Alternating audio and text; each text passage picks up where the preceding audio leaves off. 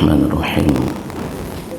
Assalamualaikum warahmatullahi wabarakatuh.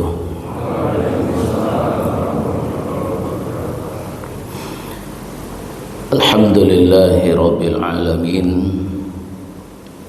Alhamdulillahilladzi nahmaduhu wa nasta'inuhu wa nastaghfiruh wa na'udzu billahi min sururi anfusina wa min sayyiati a'malina may yahdihillahu fala mudilla lahu wa may yudlilhu fala hadiya lahu. Ashhadu an la ilaha illallah wahdahu la syarika lahu wa ashhadu anna Muhammadan 'abduhu wa rasuluh la nabiyya wa la rasula ba'dah. Allahumma salli wa sallim wa barik ala Muhammadin wa ala alihi wa ashabihi ajma'in. Amma ba'du. Bapak Ibu kaum muslimin, kaum muslimah, jamaah subuh rahimakumullah. Alhamdulillah, kita bersyukur dan sangat-sangat bersyukur kehadirat Allah Subhanahu wa taala. Pada pagi hari ini Allah memberikan kita kemudahan untuk melaksanakan salah satu kewajiban kita, yaitu melaksanakan sholat subuh. Dan alhamdulillah kita bisa melakukannya dengan berjamaah. Dan kita juga bersyukur setelah subuh Allah masih memberikan dan mencurahkan ridhonya kepada kita untuk bisa hadir di majelis ilmu ini. Dan semoga Allah selalu membimbing kita di dalam thalabul ilmi, sehingga kita mudah di dalam memahami apapun yang diajarkan kepada kita semua. Kita mudah memahami syariat Allah. Allah bimbing tidak hanya mudah, tapi juga kita tidak salah paham, tidak gagal paham terhadap syariat Allah. Kemudian Allah juga berikan kita kemudahan untuk mengamalkannya dan mengistiqomahkannya. Diberikan keikhlasan, diberikan kesabaran. Salawat dan salam kita doakan semoga tercurahkan kepada Nabi kita Muhammad sallallahu alaihi wasallam. Semoga kita juga diberikan kemudahan untuk mengkaji, mempelajari sunnah-sunnah Rasul, dan semoga kita diberikan juga kemudahan untuk mendapatkan syafaat darinya di yaumul qiyamah kelak.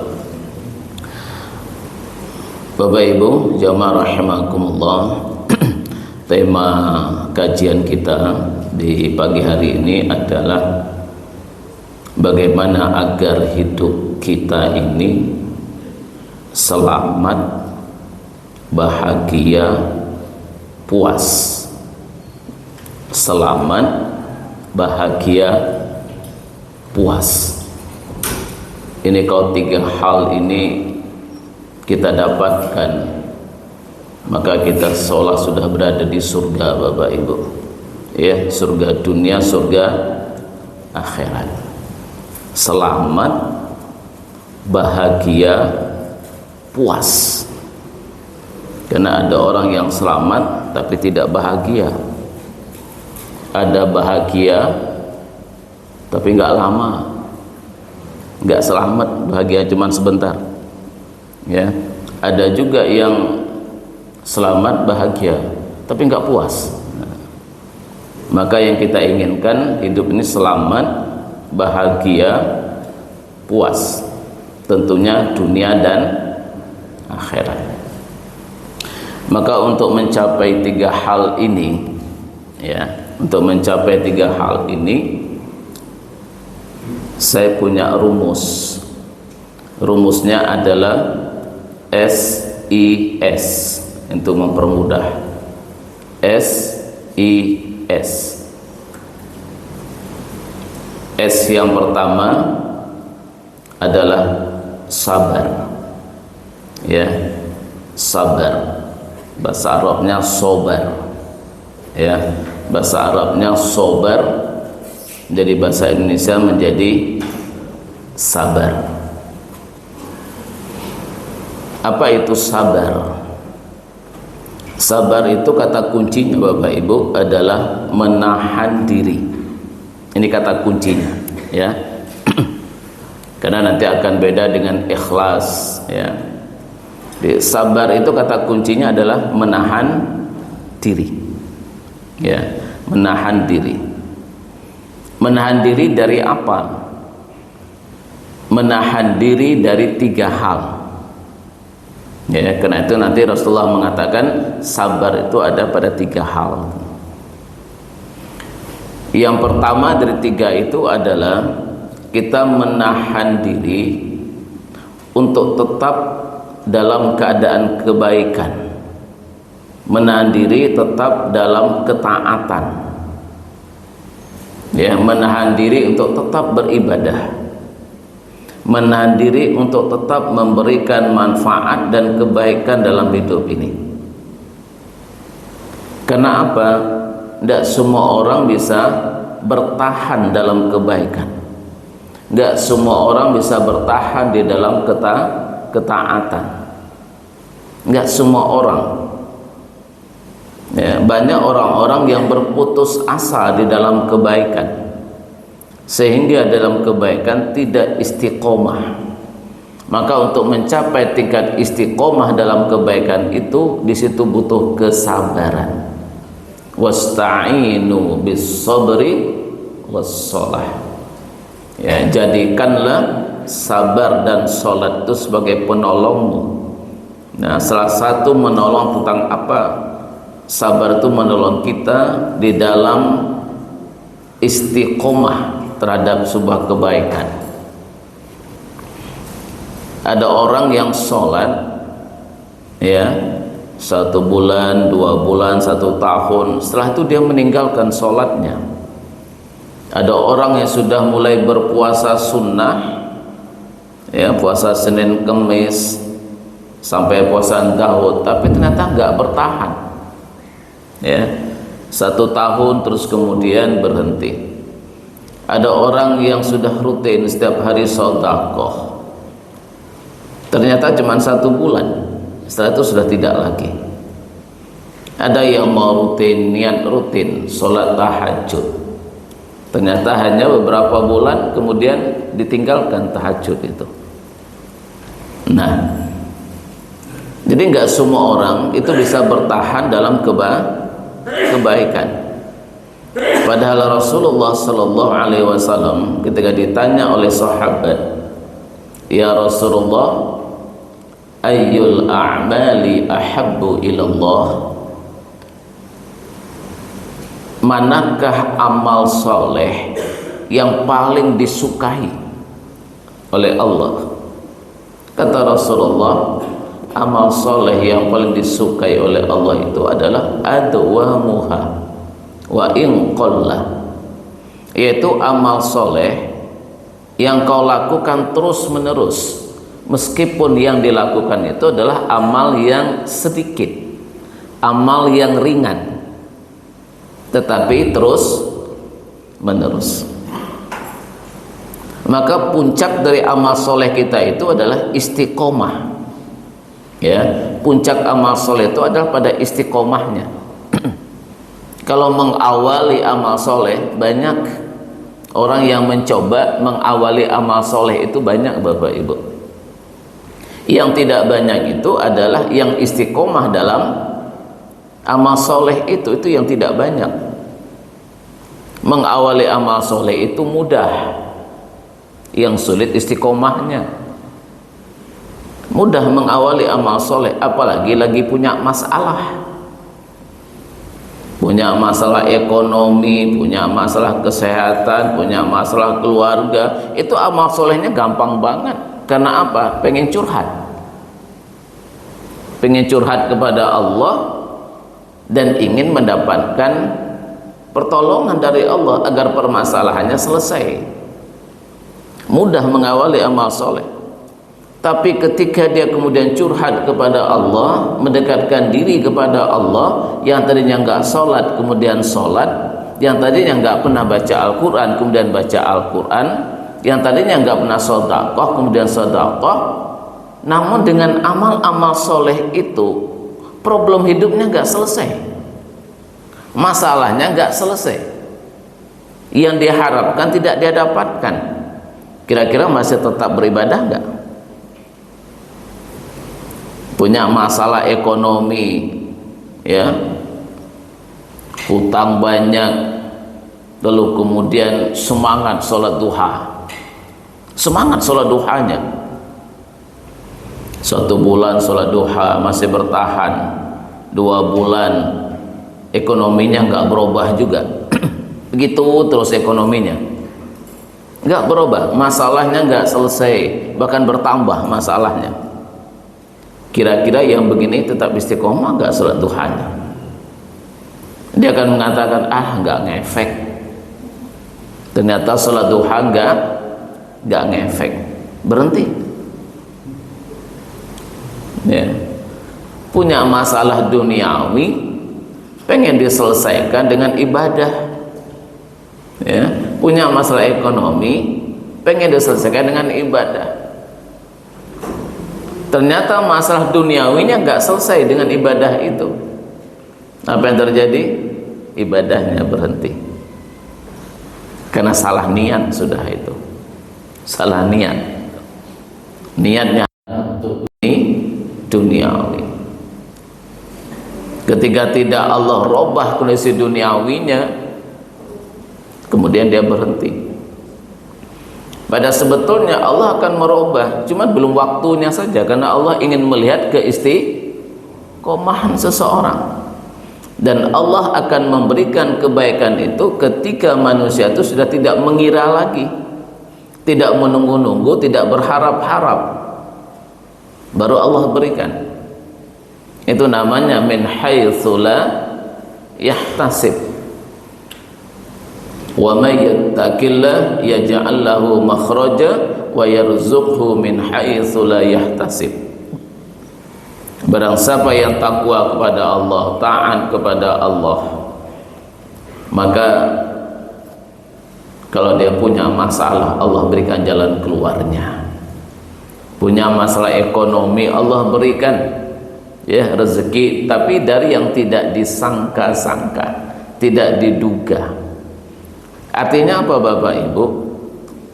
Kebaikan-kebaikan yang Allah berikan pada kita itu ketika kita tidak menyangka dan tidak menduga. Karena kalau kebaikan itu Allah berikan sesuai dengan sangka dan dugaan kita, semua orang jadi orang baik nanti.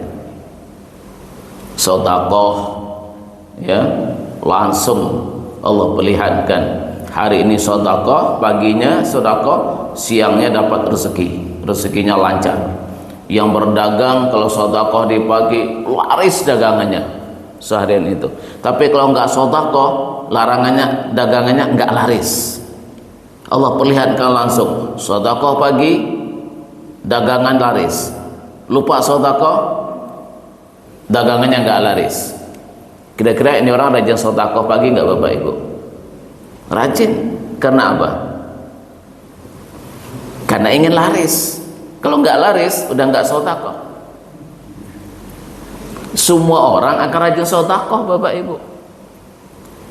Dia bersedekah bukan karena keimanannya, tapi dia sedekah karena ingin dunia. Pada Allah ingin kita berbuat baik itu bukan karena berharap dunia, tapi Allah ingin kita berbuat baik karena keimanan kita kepada Allah. Itu yang Allah inginkan. Tunjukkan keimananmu, kata Allah. Buktikan keimananmu. Dan bentuk apa? Dalam bentuk kebaikan. Allah ingin kebaikan kita itu bentuk dari keimanan. Ahasiban nasu ayyutraku ayyaqulu amanna wa hum la yuftanun. Al-Ankabut ayat 2. Allah katakan, apakah manusia itu mengira dengan mudah dia mengatakan kami beriman kepada Allah, sementara Allah tidak akan uji keimanannya. Jadi keimanan kita tuh diuji oleh Allah. Di mana letak ujian keimanan itu? Yaitu ketika kita melakukan sesuatu yang diperintahkan oleh Allah dan kita tidak mendapatkan balasan yang langsung terlihat oleh kita, tapi kita yakin Allah akan memberikan balasan itu. Itulah keimanan. Kita meyakini sesuatu yang tidak kita lihat, kita meyakini sesuatu yang tidak kita rasakan. Itulah keimanan. Kalau kita meyakini sesuatu yang kita lihat, itu namanya bukan iman. Iman itu kalau kita yakin kita tidak melihatnya. Makanya iman pada yang gaib. Beriman pada Allah, apa kita bisa melihatnya? Tidak. Disitulah iman. Tapi kalau Allah memperlihatkan diri, itu namanya sudah tidak iman lagi kalau sudah begitu. Tapi kita beriman pada sesuatu yang kita nggak bisa membuktikannya. Itulah esensi di keimanan. Maka ketika ada seseorang itu beramal soleh, terus beramal soleh, sementara balasannya tidak terlihat, tapi dia yakin Allah akan memberikan balasan, sehingga dia istiqomah terus sabar dalam beramal soleh. Itulah sebetulnya keimanan. Nah, ini sabar yang pertama, yaitu sabar dalam ketaatan. Kita terus tidak putus asa dalam melakukan ketaatan, meskipun ketaatan kita itu tidak Allah perlihatkan balasannya di dunia. Itu yang pertama. Sabar yang kedua adalah kita menahan diri, menahan diri untuk tidak melakukan kemaksiatan, menahan diri untuk tidak melakukan perbuatan dosa. Jadi sabar dari kemaksiatan, sabar dari berbuat dosa. Ini sabar yang kedua. Perlu menahan diri juga, apalagi ketika memang ada kesempatan melakukan kemaksiatan itu. Ketika ada orang punya kesempatan untuk korupsi, sebagai seorang pejabat misalnya, ada kesempatan untuk korupsi, terus dia tidak melakukan itu namanya sabar. Tapi kalau yang nggak punya kesempatan, itu nggak ada kesabaran di situ. Dikatakan sabar ketika seseorang itu terpancing untuk melakukan kemaksiatan, terpancing. Ada kesempatan, ada kemauan untuk melakukan sebuah kemaksiatan, tapi dia menahan diri untuk tidak melakukannya. Ini dikatakan sabar. Ada kesempatan untuk melihat aurat misalnya, tapi dia tidak melihatnya, dia tahan, nggak boleh lihat. Itu namanya sabar dalam kemaksiatan. Ada keinginan untuk melihat aib orang, tetapi dia nggak boleh dilihat, jangan dilihat. Itu namanya sabar. Ada keinginan dan kesempatan untuk menceritakan aib orang di hadapan orang lain. Ada kesempatan untuk menghibah, ada kesempatan untuk menfitnah, tetapi dia menahan diri untuk tidak menceritakan aib orang itu. Dia menahan diri untuk tidak menghibah, apalagi menfitnah. Ini namanya sabar. Ada kesempatan untuk selingkuh, tapi dia tidak melakukan itu. Itu namanya sabar dari maksiat. Ada kesempatan untuk berzina, tapi dia tidak berzina, maka ini namanya sabar dari kemaksiatan. Tapi kalau tidak ada kesempatan, tidak ada kemauan, itu namanya bukan sabar. Karena sabar itu ada ketika ada tantangan, ada dorongan keinginan untuk melakukan sebuah keburukan, dan ada kesempatan untuk melakukannya, namun dia tidak melakukannya. Itulah dikatakan sabar. Maka sabar ini akan menyelamatkan kita. Orang yang sabar dalam ibadah, dia akan selamat dalam ibadah, dia akan terus menerus ibadah itu. Maka sabar itu menyelamatkan. Maka kalau kita ingin selamat, ya sabarlah. Agar kita selamat dalam ibadah, sabarlah dalam ibadah. Insya Allah ibadahnya akan istiqomah. Agar kita selamat dari perbuatan maksiat, tidak melakukan perbuatan dosa, harus sabar. Maka dengan sabar insya Allah seseorang itu akan selamat. Ini kunci untuk selamat adalah sabar. Demikian juga sabar yang ketiga.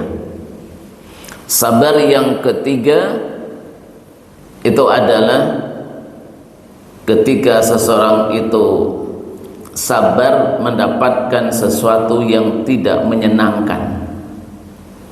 Sabar ketika mendapatkan musibah, dia menahan diri di situ untuk tidak mengeluh, dan dia menahan diri di situ. Misalnya ketika Allah berikan putra dan putri, putra putri yang Allah berikan kepada kita mungkin tidak sesuai dengan yang kita harapkan. Mohon maaf, mungkin ada kekurangannya, ada cacatnya. Di situ kita harus sabar untuk tidak mengeluh. Sabar tidak mengeluh. Tidak mengeluh pada Allah, tidak menyalahkan Allah. Itu namanya sabar, menahan diri untuk tidak mengeluh.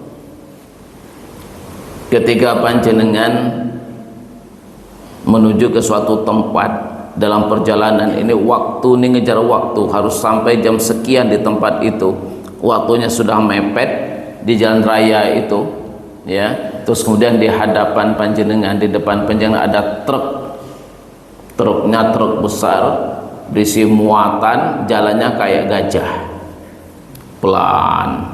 Di depannya kosong, Bapak Ibu. Depan truk itu kosong, ya. Kita mau nyalip nggak bisa karena truknya besar dan arah yang berlawanan itu padat sekali, luar biasa. Kita nggak bisa nyalip pada truk itu di depannya kosong dan kita ngejar waktu. Kira-kira bisa sabar nggak untuk tidak menyalip?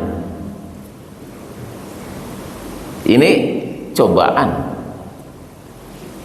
Kalau kita nyalip namanya nggak sabar dan itu akan berbahaya, tidak akan menyelamatkan. Agar selamat apa? Ya sabar. Sabar artinya apa? Menahan diri. Menahan diri untuk tidak mengeluh dan tidak menyalip itu.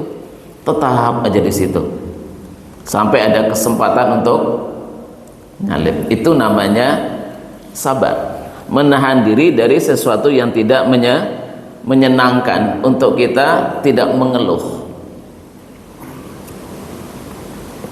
Dagangan gak laris, dagangannya gak laris, mengeluh napa mboten? Orang yang sabar dia tidak akan mengeluh. Jadi terhadap sesuatu yang tidak menyenangkan dia tidak mengeluh. Sakit berobat gak sembuh-sembuh, gak mengeluh. Ini namanya sabar.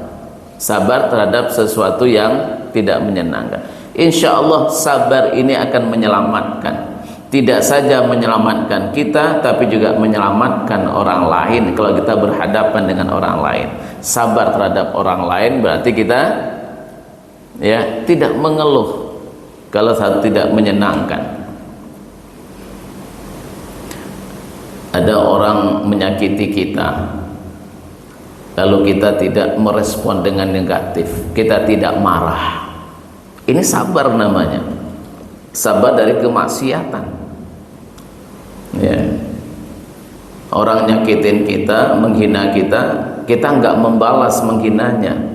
Kita tahan diri, ya sudah. Kita tahan diri untuk tidak merespon. Itu namanya sabar.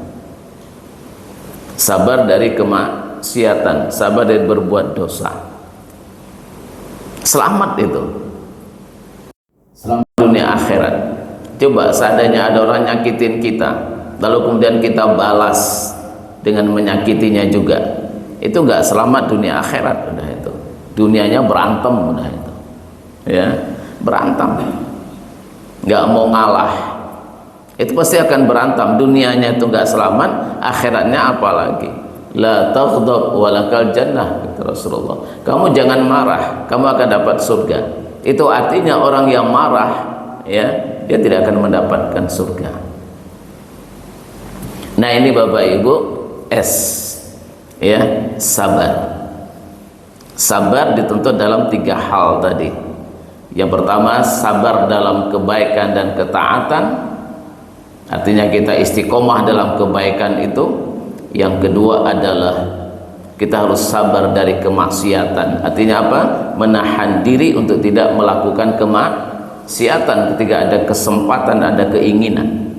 Dan yang ketiga adalah kita sabar ketika mendapatkan sesuatu yang tidak menyenangkan, musibah yang Allah berikan.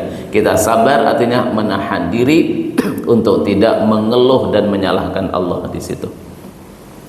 Ini, ya, sabar menyelamatkan. Jadi kuncinya sabar, menahan diri, hasilnya adalah menyelamatkan. Ya, sabar kuncinya menahan diri, hasilnya menyelamatkan. I. Apa itu I? Ikhlas. Ikhlas. Apa kata kunci dari ikhlas? Ya, kuncinya ikhlas itu adalah sikap menerima. Ya, ikhlas itu menerima. Jadi kalau saya ilustrasikan bedanya sabar dengan menerima itu nanti begini. Kalau ada orang melempar batu, ya, terus kita tangkap, batu ini tidak kita lempar kembali ke orang itu namanya sabar. Tapi kalau kita lempar balik, namanya nggak sabar. Tapi yang gini belum tentu ikhlas, belum tentu ikhlas. Kalau ikhlas, batunya ada di tangan ini, kita lempar ke belakang, kita buang ke belakang, kita lepaskan dari tangan kita ini, sehingga tangan tidak terbebani untuk memegang batu, sehingga tangan itu selalu ringan. Lepaskan. Itu namanya ikhlas. Ketika ada orang memberikan beban kepada kita, kita ambil, ya, kita tahan begini, beri lagi, ambil lagi, beri, ambil lagi. Ini sabar ini. Tahan terus, ini sabar. Tapi lama-lama sabar ini nggak akan kuat. Bagaimana agar kita bertahan bisa sabar terus? Perlu alat bantu namanya ikhlas. Maka beban ini kita letakkan ke belakang, kita lepaskan. Beban, lepaskan. Beban, lepaskan. Sehingga hidup itu menjadi ringan. Kita tidak punya beban hidup. Karena kita ikhlas, hidup akan ringan. Sabar tidak ikhlas itu berat. Sabar nggak ikhlas itu berat. Tapi kalau sabar diikuti dengan ikhlas, sabarnya itu akan bertahan. Maka sabar diiringi dengan ikhlas, menerima, sikap menerima. Nah, ikhlas ini terjadi dalam 3 hal juga Bapak Ibu. Ya, ikhlas ini juga terjadi dalam 3 hal. Sikap menerima itu dalam 3 hal. Yang pertama adalah ikhlas di dalam beribadah. Ikhlas dalam ibadah. Ikhlas dalam ibadah itu artinya kita menerima beban-beban, kewajiban yang Allah berikan pada kita sebagai seorang hamba Allah, kita terima dengan ikhlas. Ya sudah, ini adalah konsekuensi dari seorang hamba. Kita diciptakan oleh Allah sebagai manusia, sebagai hamba Allah. Allah memerintahkan kita untuk beribadah, udah kita terima. Ya, konsekuensi dari seorang manusia itu ya beribadah, udah diterima. Kalau nggak mau ibadah ya jadi hewan saja.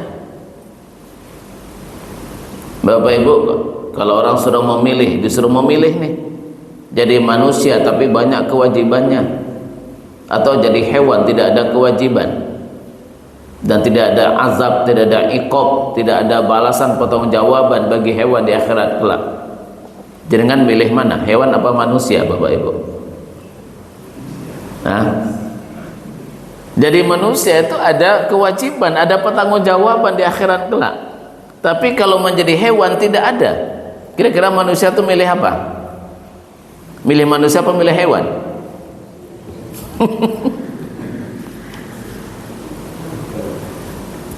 Tetap milih manusia kan? Tapi konsekuensi menjadi manusia adalah dia menerima amanah.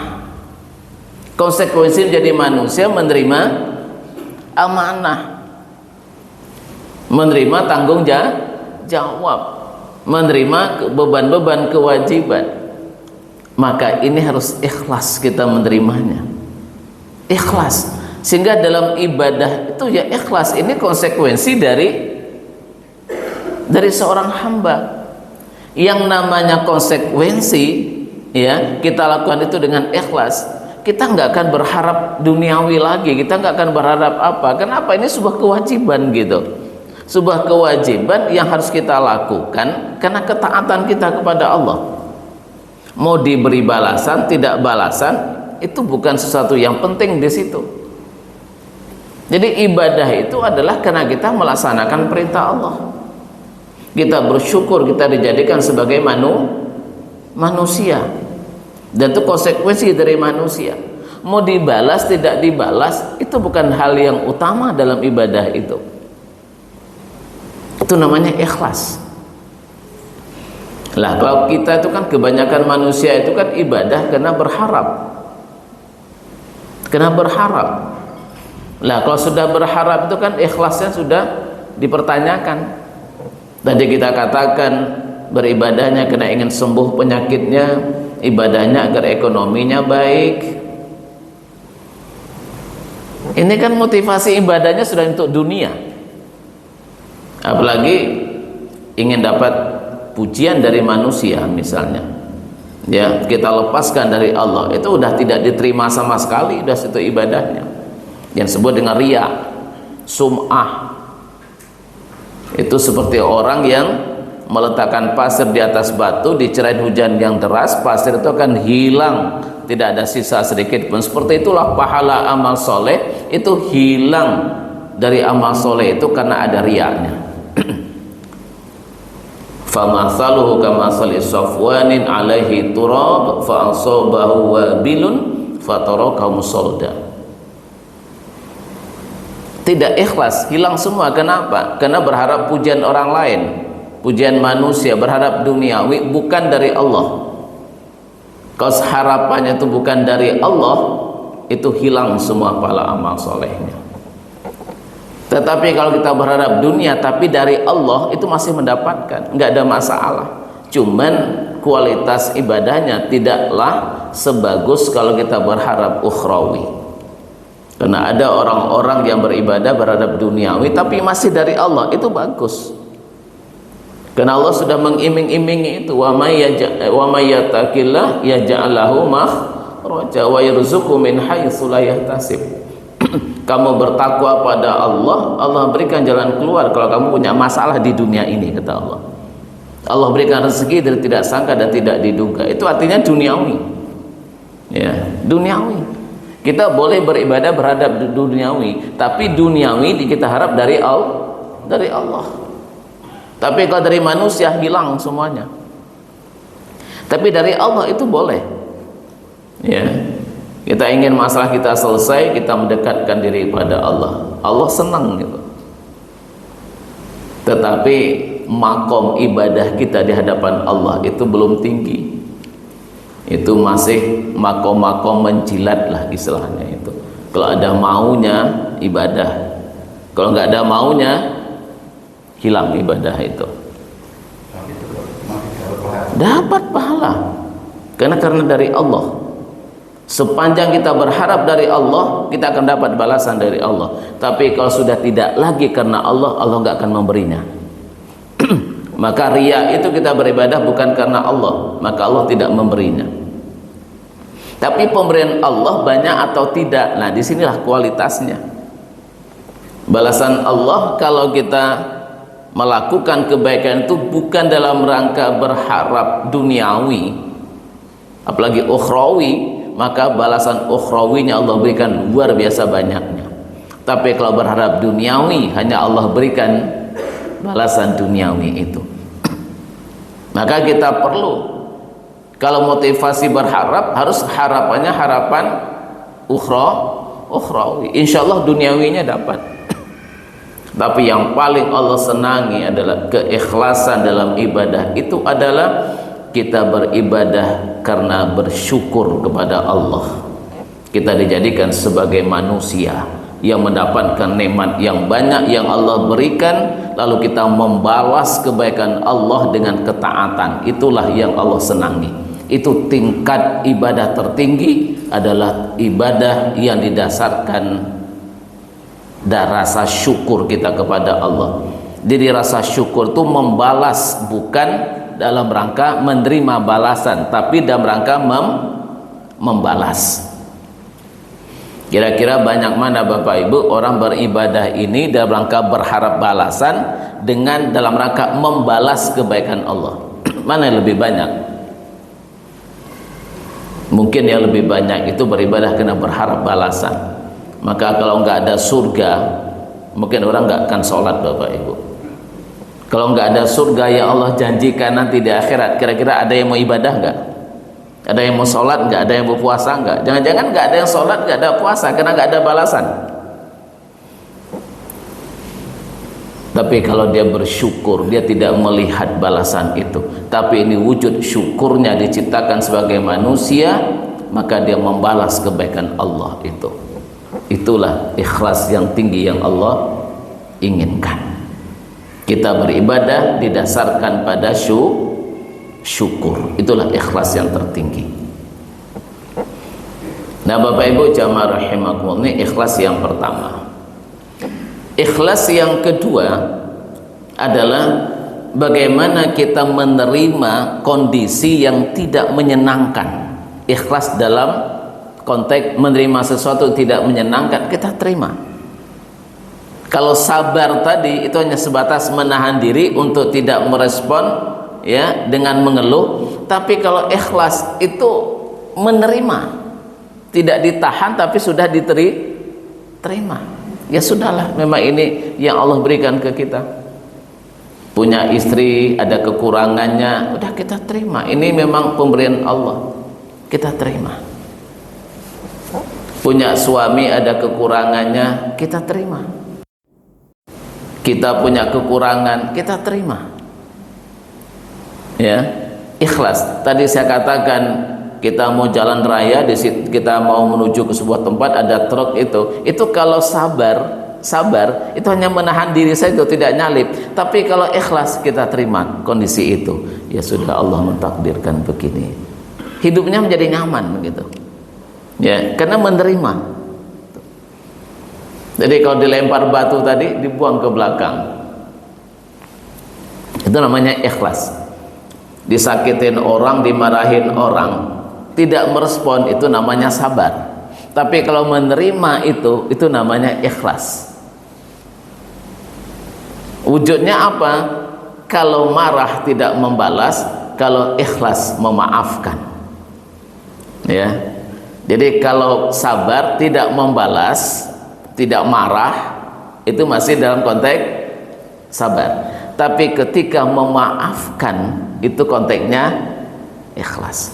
Maka dalam Al-Quran itu orang yang akan mendapatkan ampunan Allah, yang akan mendapatkan surga Allah dengan cepat, itu kan ada 3 yang Allah katakan di awal itu. Apa kata Allah? Allazina yunfikuna fis sarai wad dharra. Orang yang berbagi dalam hidup ini, baik dia dalam keadaan kaya atau miskin, lapang atau sulit ekonominya, dia tetap berbagi. Yang kedua apa? Wal kadhiminal ghaiz, menahan marah. Ya, ini sabar. Kemudian apa lagi yang ketiga? Wal afina anin nas, dia memaafkan orang itu. Ini namanya ikhlas. Menahan marah, dilanjutkan dengan memaafkan. Bapak Ibu, kalau kita disakiti, kita nggak memaafkannya, tapi kita tahan, kira-kira bertahan lama nggak? Hari ini disakiti, dihina, diam, sabar. Besok dihina lagi, sabar. Besok dihina lagi, sabar. Kira-kira sampai kapan kuatnya? Nggak akan bertahan lama. Itu sama dengan kita tadi dikasih beban batu, ditahan, kasih lagi ditahan, kasih lagi ditahan, lama-lama nggak kuat. Maka orang kalau hanya sampai batasan sabar, sabar itu akan membludak gitu nanti. Awalnya diam, diam, diam, diam, lama-lama membludak. Maka bagaimana agar yang ditahan, beban yang ditahan dengan lewat sabar ini menjadi ringan? Kita buang. Kita buang dengan cara ikhlas. Ikhlas itu artinya biar aja lewat gitu, nggak usah ditahan. Plong, plong, plong, plong. Itu namanya ikhlas. Maafkan. Kalau udah maafkan berarti melepaskan. Itu namanya ikhlas. Maka nggak ada beban dalam hidup ini. Kebahagiaan itu terletak di situ, Bapak Ibu. Ikhlas adalah yang mengantarkan kita pada kebahagiaan. Hidup menjadi nyaman, tidak punya beban. Itu bahagianya luar biasa. Ya. Punya masalah, tapi seperti nggak punya masalah. Punya masalah udah lepas saja. Hidup itu akan bahagia. Karena hidup itu nggak bahagia karena kita banyak menahan beban. Itu masalahnya. Tapi kita lepaskan, akan bahagia. Ini ikhlas yang kedua. Dan ikhlas yang ketiga adalah kita menerima ketika Allah memberikan kenikmatan kepada orang lain. Ini ya, Allah berikan kenikmatan kepada orang lain, kita terima. Itu namanya ikhlas. Ini juga berat, Bapak Ibu. Banyak orang yang enggak ikhlas melihat ada kenikmatan yang Allah berikan pada orang lain. Lah kok bisa ya? Mas Rian kok punya rumah bagus? Kok bisa si Fulan kok beli mobil baru? Kita yang sakit, kita yang nggak nerima. Orang menerima nikmat Allah, kita yang nggak nerima, hati kita nggak ikhlas kalau Allah memberikan kebahagiaan kepada orang lain, nggak terima. Ini ikhlas yang ketiga, Bapak Ibu. Ada orang yang bisa ikhlas pada tingkat yang kedua, tapi yang ketiga malah nggak ikhlas. Bosnya mengatakan hari ini, bulan ini atau tahun ini gaji tidak naik, semuanya tidak saya naikkan karena kondisi ekonomi ini gini. Akhirnya apa? Ikhlas, Pak. Oh ya sudah, ini ikhlas yang kedua nih. Ya sudahlah, tahun ini nggak naik, nggak apa-apa, semua kita nggak naik. Ternyata ada dua orang yang dinaikkan gajinya. Orang naikkan gaji dua orang itu tanpa mengurangi gaji kita. Gaji kita tetap, tapi ada dua orang dinaikkan gajinya. Ikhlas nggak terhadap yang dua ini? Jadi nggak loh, kok bisa naik, kok kami tidak?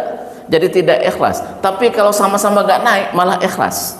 Pada naiknya gaji orang dua ini nggak mempengaruhi gaji kita sebetulnya. Bukan dari gaji kita yang diambil, di sana dinaikkan. Enggak, gajimu tetap. Cuma ku naikkan yang dua ini. Enggak ikhlas, Pak. Jadi ikhlas ada tiga tadi. Ikhlas terhadap dalam beribadah, ikhlas terhadap hal yang tidak menyenangkan kita terima. Yang ketiga, ikhlas terhadap nikmat yang Allah beri pada orang lain. Kalau ini kita miliki, hidup kita bahagia, hidup kita nggak punya beban, plong, adem.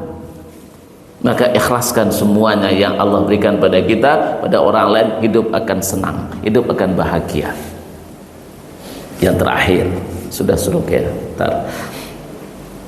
Yang ketiga, S lagi. S. Apa itu S yang ketiga? Yang kedua, syukur, betul. Sabar, ikhlas, syukur. Sabar, selamat. Ikhlas, akan bahagia, plong. Tapi belum tentu puas. Hidup itu akan puas kalau kita bersyukur. Bersyukur itu adalah merasa cukup apa yang sudah Allah berikan kepada kita. semuanya akan puas. Ya, namanya orang merasa cukup itu akan puas. Banyak orang yang merasa tidak cukup, ya, gajinya udah besar, em-eman asetnya, tapi tetap aja merasa kurang. Puas nggak hidupnya? Enggak. Istrinya sudah diberikan istri yang cantik, cantik sebetulnya, ya, tetapi dia merasa belum cukup untuk dirinya. Puas nggak? Nggak puas, nyari yang lain lagi, karena belum memenuhi yang dia inginkan. Padahal sudah cantik sebetulnya, suaminya sudah ganteng, gajinya sudah banyak, tapi istrinya merasa nggak cukup. Bagiku nggak cukup gaji segini, bagiku nggak cukup cowok ganteng kayak gini, harus lebih ganteng lagi, gaji lebih banyak lagi. Nggak puas, ya. Tapi kalau puas, kalau merasa cukup, akan puas hidup itu. Maka bagaimana hidup ini menjadi nyaman, puas? Maka bersyukurlah, tumbuhkan rasa syukur. Lihat kebaikan-kebaikan yang banyak Allah berikan pada kita dengan cara lihat kekurangan-kekurangan yang Allah berikan kepada yang lain. Insya Allah disitulah kita akan puas. Bapak Ibu, panjenengan akan puas punya motor ketika melihat orang-orang yang tidak punya motor, akan puas punya motor itu. Tapi kalau panjenengan lihat orang punya mobil, nggak puas punya motor, Pak, besok akan beli mobil, hutang sana sini, ya. Maka untuk puas dalam dunia ini, lihatlah, unzur man asfala minkum wala tanzur man fawqakum, kata Allah. Lihat orang yang berada di bawahmu, jangan lihat orang yang ada di atas. Kamu akan puas, kamu akan bersyukur, ya. Allah berikan anak 2, puas karena apa? Melihat orang yang Allah nggak berikan keturunan, ya. Punya istri meskipun rewel, puas ketika melihat orang nyari istri nggak ketemu-ketemu. Alhamdulillah saya punya istri. Puas dengan istri itu. Puas dengan istri 1 ketika melihat orang nggak punya istri. Tapi kalau melihat orang istrinya 4, nggak puas, Pak, dengan istri 1. Ya, nggak puas. Maka bagaimana agar kita bersyukur dan puas hidup ini? Perbanyaklah melihat yang di bawah, kata Rasulullah. Insya Allah kalian akan puas hidup ini, akan bersyukur. Kalau sudah puas begitu, hidup nyaman. Inilah 3 kunci untuk mencapai 3 tujuan tadi. Apa tujuan kita? Kita ingin hidup ini selamat. Kita ingin hidup kita ini bahagia dan nyaman. Kita ingin hidup ini puas. Kuncinya ada 3. S-I-S. Sabar,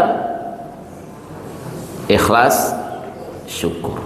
Sabar melahirkan selamat, ya. Sabar melahirkan selamat. Ikhlas melahirkan kebahagiaan. Syukur akan melahirkan kepuasan. Kunci dari sabar apa? Menahan diri. Kunci dari ikhlas apa? Menerima. Kunci dari syukur apa? Merasa cukup, ya. Saya kira cukup begitu yang saya sampaikan. Semoga manfaat, ya, bagi diri saya dan bagi panjenengan semua. Mohon maaf atas banyaknya kurang salah dan khilaf. Mari kita akhiri kajian ini dengan hamdalah dan doa kafaratul majlis. Alhamdulillahirabbil alamin. Subhanakallahumma wa bihamdika asyhadu an la ilaha illa anta astaghfiruka wa atubu ilaik.